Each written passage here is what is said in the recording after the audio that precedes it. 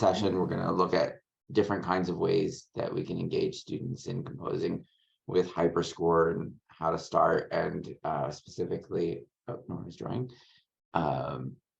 Specifically, this time we're going to look at ways of composing HyperScore for use with other applications or to accompany something else ultimately. So not just composing for the sake of composing in HyperScore, but composing to get that composition out in a broader way, or to think about it in conjunction with other media and activities. And David will lead us today, so I'll hand it over to David. All right, thanks, Peter.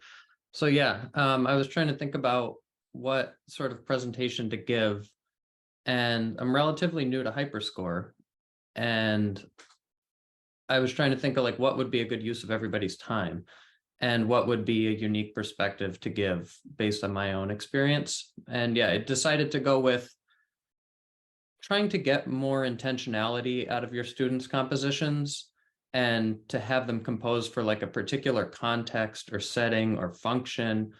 Because a lot of times, I mean, I've been working with music technology for years with students, and for the longest time, it was just a game of what skill are they working on? What skill are they going to do next? And it was always self-contained just within whatever application we were working with. And I noticed that certain students would really gravitate towards that style of composing, but that I struggled to try and get a different style of composing out of my students other than just compose in this genre.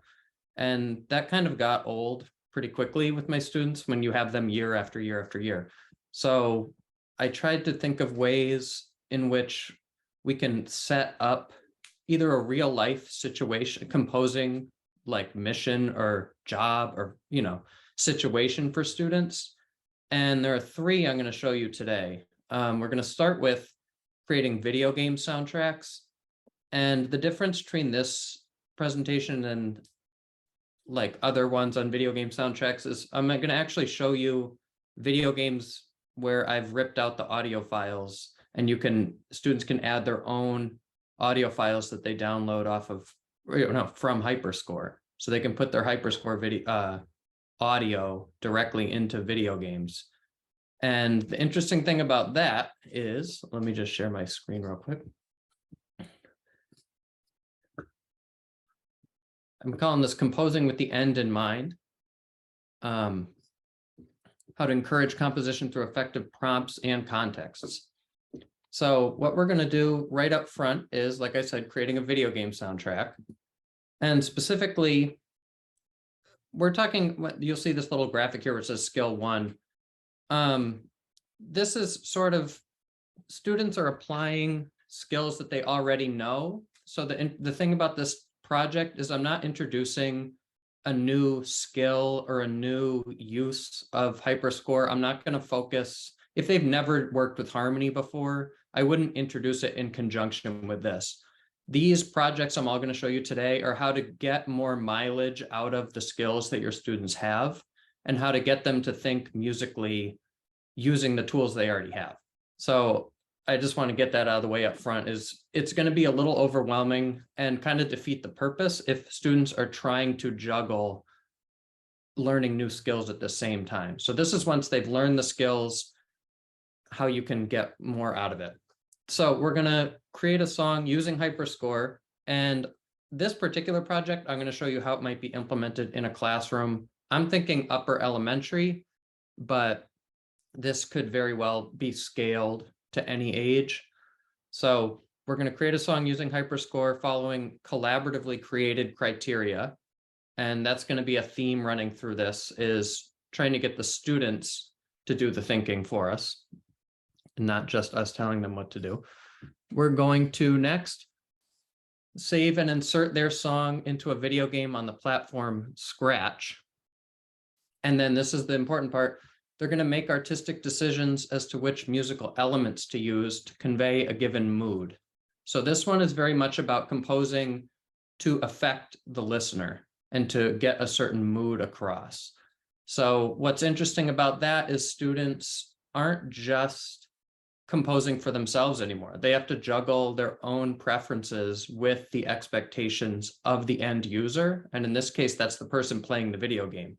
So even if they think a composition sounds great, if it's not getting across the mood they're trying to convey and the mood that the video game kind of lends itself to, it's not really as effective as it could be. So it just adds a new element to their composing.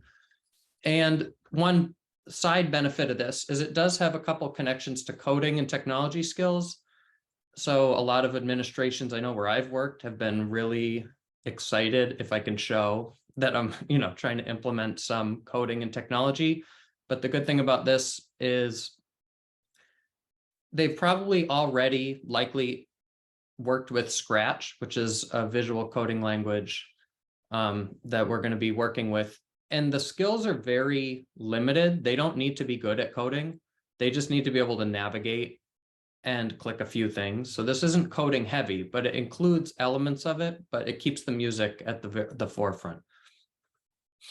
And, this teaches students about the whole focus of today, which is the interoperability of systems, applications, files.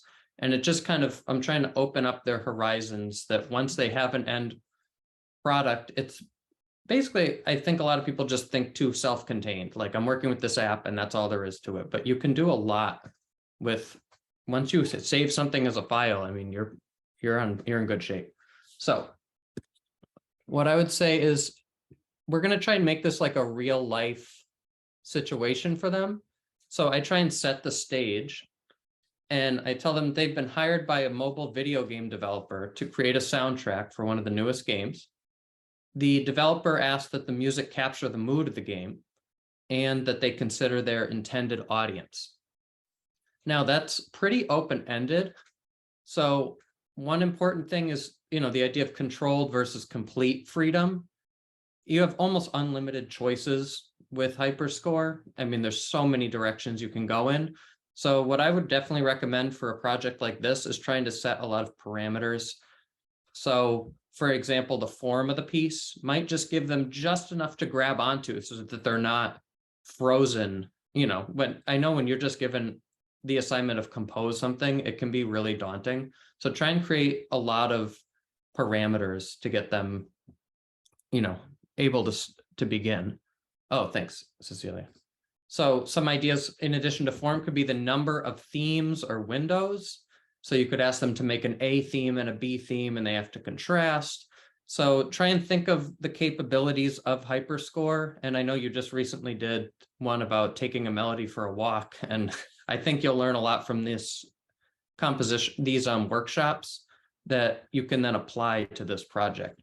And last but not least, it's important to have a clear rubric for students because at least, I work in the public schools a lot of the time, and I'm working where I have a lot of accountability and I have to do a lot of assessment. So that's just where my brain goes. But depending on your student population, that might be more or less important. So this is just an example of a rubric where we have the length. We have how many windows are sounding simultaneously, how many themes, how many, and then the form, and then the mood and the emotion. So I'm going to walk you through how I would introduce this to students, and we're going to do a little bit of composing ourselves. This will be pretty brief, because I want to show you 3 different uses for your songs. So what I would do is I'm going to introduce the students to the games. And right now there are 3 games that they can choose from. Again, controlled choice. If you just let them loose on Scratch, there's like so many choices that I tried that the first time around with this project and it was not a good idea. So now I've picked 3 games. They get to take a few minutes to play the games so they can get a feel for the video games. And then they're going to brainstorm adjectives as a class to describe the mood.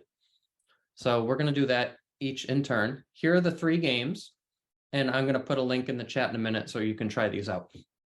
We have kind of a traditional platformer, if you've ever played a Mario game or any sort of the, jumping kind of games. So Element Magic is more of an art style game. It's less gameplay heavy. It's more of just atmospheric and kind of mood kind of game. And then Fruit Panda is one of those games where fruit is falling from the sky and you're trying to catch it in a little cart. So I've tested these all on kids, and different kids gravitate towards different games. So I tried to take Element Magic is kind of a chill one, Fruit Panda is pretty hectic, and then Arctic Platformers in the middle. So depending on what kind of mood they're thinking of, there's a game for them.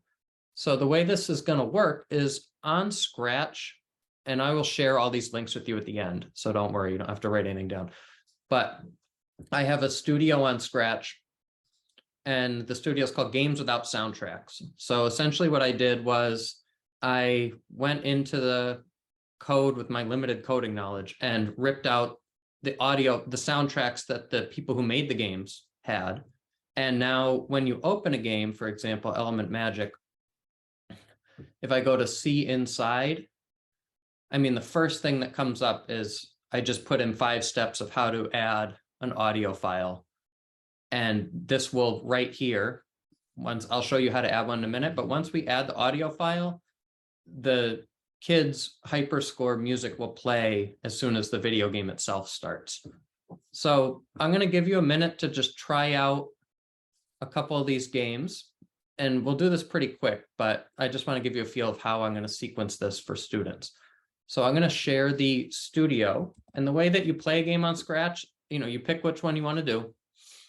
And these arrows right here can make it full screen, but the green flag is how you're going to start.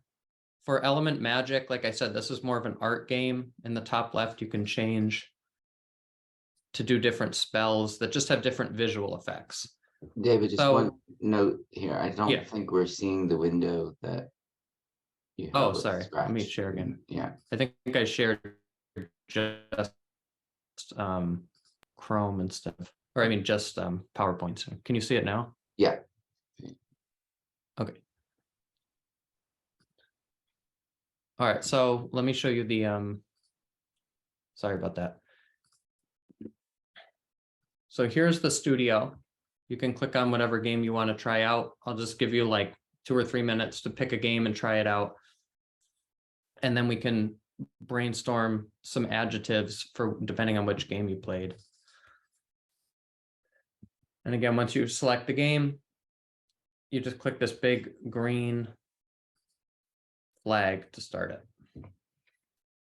All right, so I'm going to put this in the chat, and I'll just give you 3 minutes to try out each of the games. And again, if we're doing with the students, we're going to ask them to brainstorm and maybe write down on a piece of paper some adjectives, like what kind of mood do you think this game lends itself to and is trying to convey.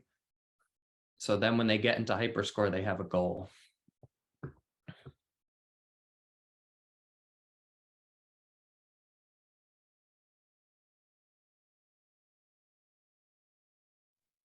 All right, good. Thanks. So yeah, I like sparkly. I think that's good. And kids will often, yeah, frantic. So what you can then do is you can segue into a discussion about how different musical elements that you can manipulate in Hyperscore may, ooh, here we go. We get more open-ended, surprising, nice. Ooh, curious. Yeah, so that's why I put 3, is that sometimes certain students will like gravitate towards certain games, and then other kids will be like, I don't know, like, I don't know what this game's supposed to be. So that's why I try and give them, a few different options. So frenetic, nice. Okay, so yeah, what I would do then to bring this back to the music is I would try and have a discussion about what elements you can manipulate in Hyperscore and how we can use those to convey mood a little bit. So for example, the harmony line, adding tension and release, depending on what kind of mood. If we're trying to get a relaxing game and relaxing mood to the end user, do we want to have a lot of tension and a lot of dissonance and, and have a lot going on, multiple motives all overlapping, or do we want to have, more of like a clean sort of aesthetic? And tempo is a big one. And then instrumentation. you know, like how the different and orchestration. So you can really tailor and scale that depending on the level of your students. But that's really where we want to go with this, is try and think about what elements can we use in manipulate in HyperScore to get the mood across to students. So what? All right, so all right, I'll push it over the edge. All right, good. So all right, for Panda it is. So if we go back, my chat log is cleared out because I rejoined, but I remember frenetic. I remember, you know, kind of unpredictable or chaotic or fast. So we want to start, let's just do a little bit of brainstorming of what musical elements do we think might contribute to the idea of a frenetic, you know, state of mind or mood. I mean, I know right off the bat, we'll think about specifically tempo and the harmony line, or about what sort of rhythmic durations for our melody line or a rhythm window. So I'll start, and I would say that I'm thinking like from the mind of a fifth grader that I work with, they would probably gravitate right away towards the tempo and say that, you know, we're going to want to crank the tempo up. And you can, you know, just have a little discussion about them, you know, with them about that. But so let me see. So let's start with the melody line, I would say. Ooh, all right. Thanks, Nora. We got quick syncopated rhythms. All right, so what might that sound like? Oh, and 16th notes. So we're going to want to work with something where we got some 16th notes and maybe 2 16th notes and then a quarter or a dotted eighth, you know. So that could be a cool discussion to have with students about why syncopation might make it more frenetic or unpredictable, about how we're oftentimes expecting stuff on the beat. And this is going to throw off our expectation. So I've got 2 eighth notes and a quarter, 1/16. I have to 16th, sorry.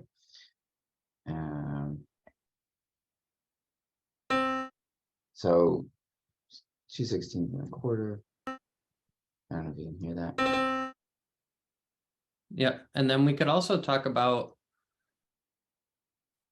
I mean, chromatic or stepwise versus leaps, or, you know, if we wanted to get extra kind of frenetic, that's the only one I remember from the chat. So I keep mentioning frenetic, but I think maybe an angular melody as opposed to a more stepwise one might be interesting.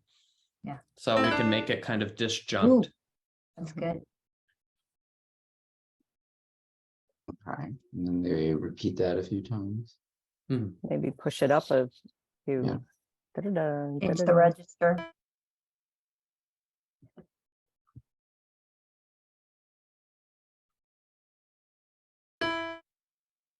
And bear in mind, this would be like an iterative, longer term project. I mean, Peter's gonna, you know, Yeah. quick, do it in 5 minutes. So Ooh, I like Oh, that. yeah. Oh, Yeah, that's cool. Yeah.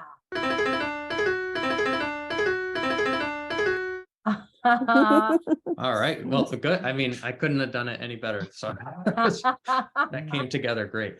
So once we have a couple discussions like that with students, we can, you know, talk about the melody and the contour of the melody and the speed and the rhythmic variety. Then I think an interesting, just in the interest of time, an interesting next step would be to discuss whether or not to try and impose a classical harmonic structure on this, you know, talk about harmony a little bit, and whether to try none, general, or classical, and to think about how much tension we want to add with the harmony line. So again, this would be a lot more fleshed out in the real Yes, project. let's just, add in some strokes, you know, just for discussion purposes. I mean, I think another thing is, does it build? So how does it build too? So that could be number of strokes, it could be pitch. So just while I'm drawing this, I'm thinking of something that's phonetic might build. And one final thing I forgot to mention is the way I have the scratch game set up is it just loops your audio indefinitely while you're playing the game. So you don't need to worry about any particular length. It's not going to ever stop the song. So Okay. So I'm just drawing. So I think that means we'd want a little longer sketch window. Mhm. It's gonna loop, like it'll get annoying if it's the same thing over and over again and it's short. Right. Sure. Well, it's annoying to me. I know there's kids who tell me in class, I don't listen to the music. I just play the game. I don't listen to the music. But then there's kids who can also recreate the melody line of every famous video they've ever played with. yeah, and if you get a kid who says that they don't pay attention to the music at all, an interesting thing you can do is compose 2 totally different sample pieces and put them into copies of the video game and have the class play or watch you play one version with calm music and then one Yes. with crazy music and be like, even if you weren't paying attention, did it affect your experience? So That's That's a awesome, great idea. David. I don't know what I'm doing. I'm just making stuff.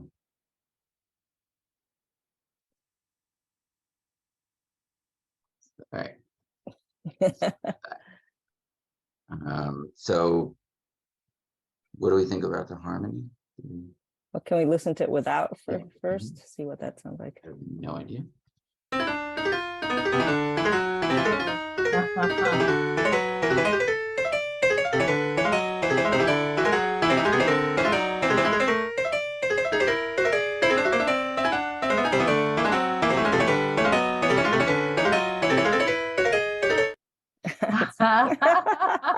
I mean, I might have a heart attack while playing Fruit Panda, but it's definitely effective. So It's frenetic for sure.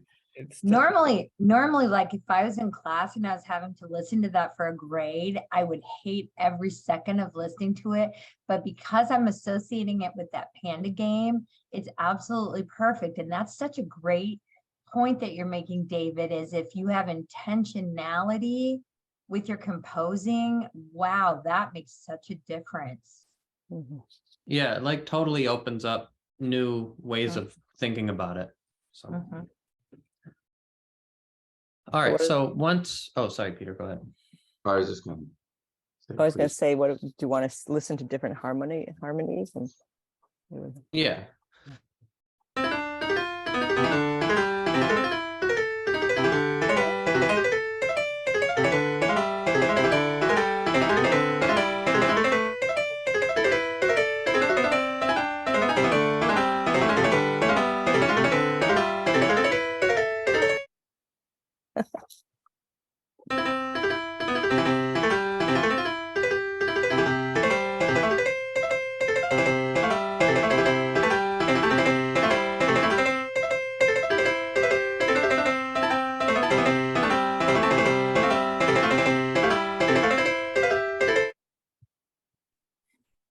So I think given that it's going to loop, the classical one's probably the best idea because, you know, if you're going to listen to it for a few minutes.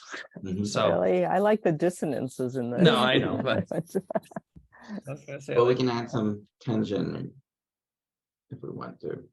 yeah, that was the next step. I was going to say, once you kind of get a feel for what style of harmony you want, you're going to want to think about how tension and release might play into the mood. So yeah, if you want to add a little tension and see how that Yeah, sounds, so maybe and then I'll after show you how to put it into the game. statement here. I'll just do something like this. And then it'll be interesting because it's looping, it's going to modulate. If we do an actual modulation here, let's say, it will then suddenly modulate back to C. And let's say, actually put that modulation in there. See what this sounds like.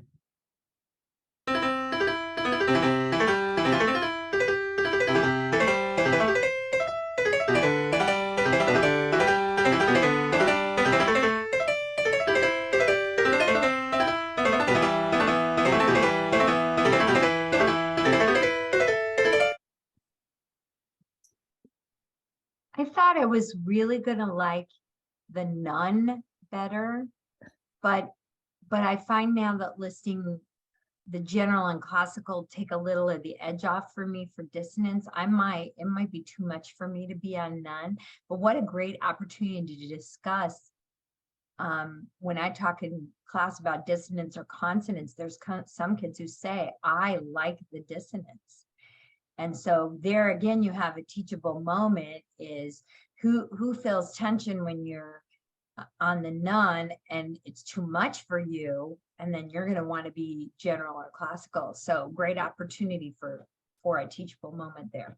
Yeah, and you can also discuss the function of the music, like is the music center stage or is the game? And at what point does the music start to distract the user? So it's just trying to get them to consider things they usually don't when they're composing. But yeah. So this would obviously be more fleshed out, but Peter, this is awesome for in 10 minutes. Yeah. So yeah, is it possible to save it and then put it in the, Or let me put the Google Drive link in the chat. can't remember what the name of it is. And while he's doing that, can you explain to us a little, David? It's a Google link that you're putting into the game in Scratch then? Oh, no. So what I was going to do, sorry, that's a good point, is this is just because we're doing this on Zoom, Peter's going to download it as an audio file. And that's just so I can get access to the audio file, since I can look at this Google folder also. But if kids are doing this on their own computers, they can just download it straight from HyperScore onto their device or onto their laptop. Okay, And you're going to actually put the audio file into the game. it should be in the drive now. Okay, thanks. All right, so I'll show you quickly how to do this, how to actually get it into the game. But remember that I'm gonna share a guide with a lot of pictures and red arrows of how to do this. So you don't need to like take notes or hope that you'll remember how to do this. So if we're gonna go with Fruit Panda, students can make their own account on here if they want to save it. You know, on Scratch, it's free. It's really easy, but they most likely at a lot of schools will already have a Scratch account made because a lot of schools are using Scratch. What I want to do is where it says play sound, I want to get the audio file in there so I can select it. So what I'm going to do, it says step 1, click the sounds tab up to the left. You see up here, it says sounds. I'm going to go there, and this is all in the guide, and I'll walk you through the guide in a minute. At the bottom here, this is where you choose your sounds. So I'm going to do upload sound. Okay, so here's the MP3. I'm going to find it on my computer. They can do some last minute editing in here. They can reverse it. They can have it fade in and out. They can have it go faster, slower. So if they want to change their mind at the last second, they can also change how loud or soft it is. If the game has sound effects, they don't, you know, and they want it to compete with the sound effects. So now that it's in there, I'm going to go back to the code, and it says click the little arrow on the purple play sound. And there's our audio file. And now it says what the code is saying is when the flag is clicked, which is what you have to click to start the game, it's gonna forever play, you know, until the game stops. It's gonna play our Panda song, so you can see.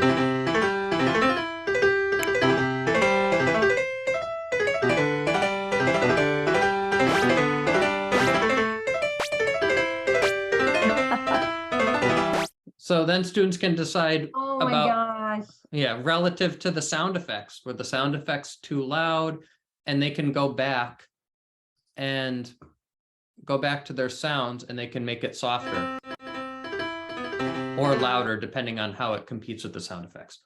And then the last step I would do with students is I would call it beta testing the game, where I would have them either switch laptops with a partner, or, you know, if they have access to each other's sharing, you know, if they're more advanced in high school and stuff, they can share these projects on Scratch with each other. But my mind always goes towards upper elementary.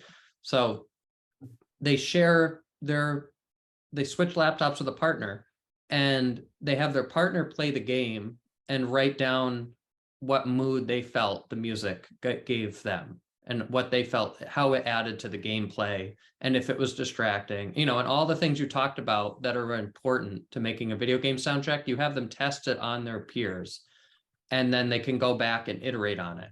And that's the great thing about, you know, these scores and Hyperscore are all shared, saved on the clouds. They can always go back and edit them. So, you know, it's a process of building and testing and seeing how effective their composition was, because they might run into a little bit of shock when they think it totally conveys a mood, and then they have a bunch of people try it and nobody gets that impression.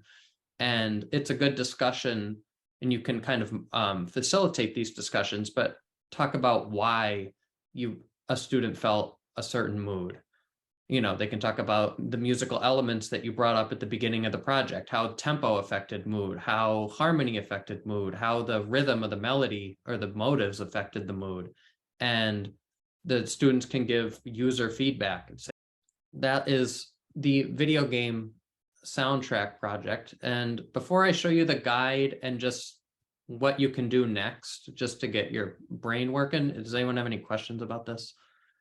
So this is a relatively new idea I had, and there's only 3 games, but I am going to add a lot more. So right now the options are a little limited, but it's more a proof of concept at this point, and I'm going to flesh it out a lot more. So that link that I'm going to share with you in a second to this studio will be where all future games are added. So they'll always be in the same spot. It's just if you check in the future, there might be more games. Mhm.